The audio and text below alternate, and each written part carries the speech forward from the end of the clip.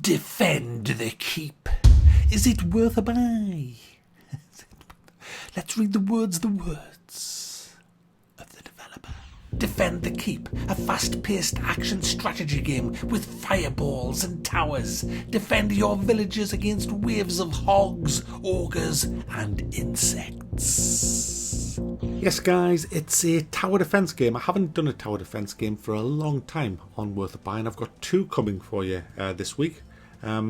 This is the first one, Defend the Keep. What you do, you have a keep which is in the middle of the map, which looks like the Tower of Sauron, and it fires fireballs, electricity and poison.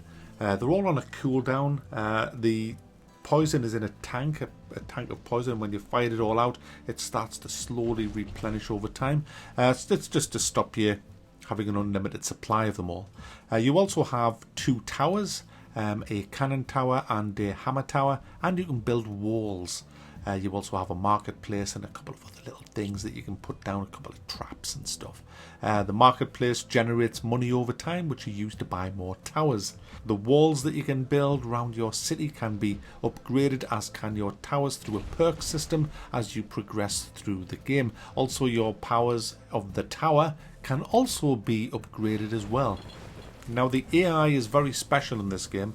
It has the mental capacity of a retarded goldfish. It just kind of wanders in aimlessly into your base, which is the tower, which is the keep essentially, surrounded by all these houses, and they wander around the housing estate looking for the house that they want to attack.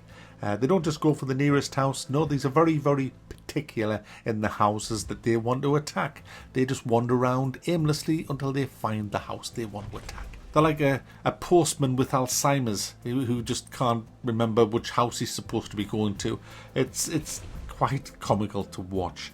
So is it any good then? Well, in a word, it's fucking awful.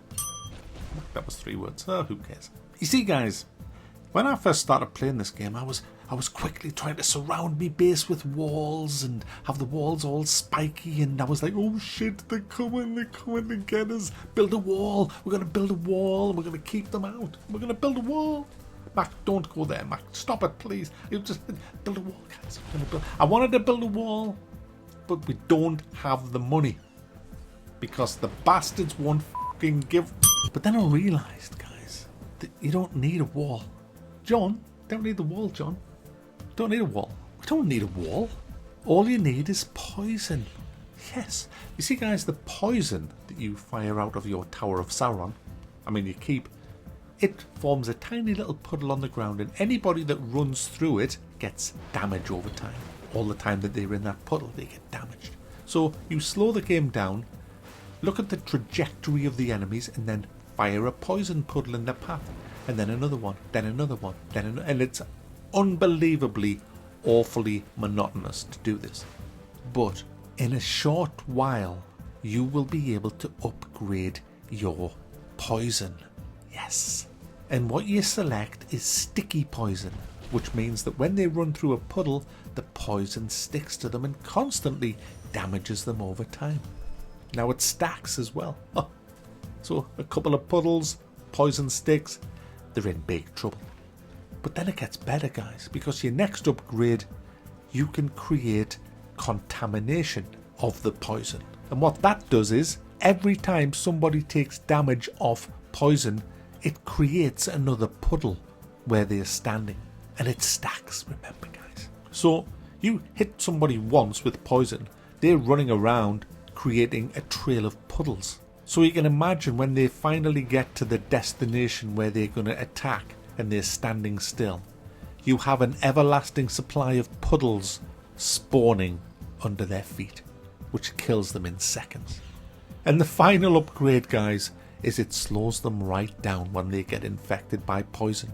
So you can imagine, as they're going around the map slowed down, creating puddles of poison below their feet, they'll be dead in 4 or 5 seconds. And at this point in the game, guys, you just sit back and spam poison. You don't need to build a wall. You don't need to build any towers. You don't need to do a damn thing except spam that poison. This game should be called Poison Spammer: The Revenge. The game is broken.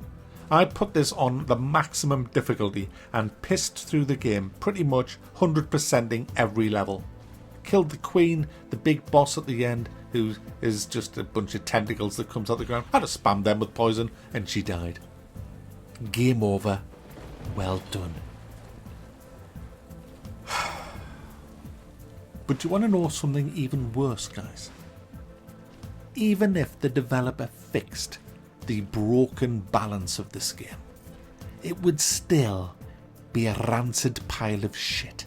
And it's because the game is pretty unimaginative. There's no canyons that the enemy's going to be coming down that you can create a bottleneck and just hammer them. There's no real mazing. There's just all the things that's fun in tower defenses is missing from this. This is just a bunch of fucking AI skating towards your housing estate while you spam them.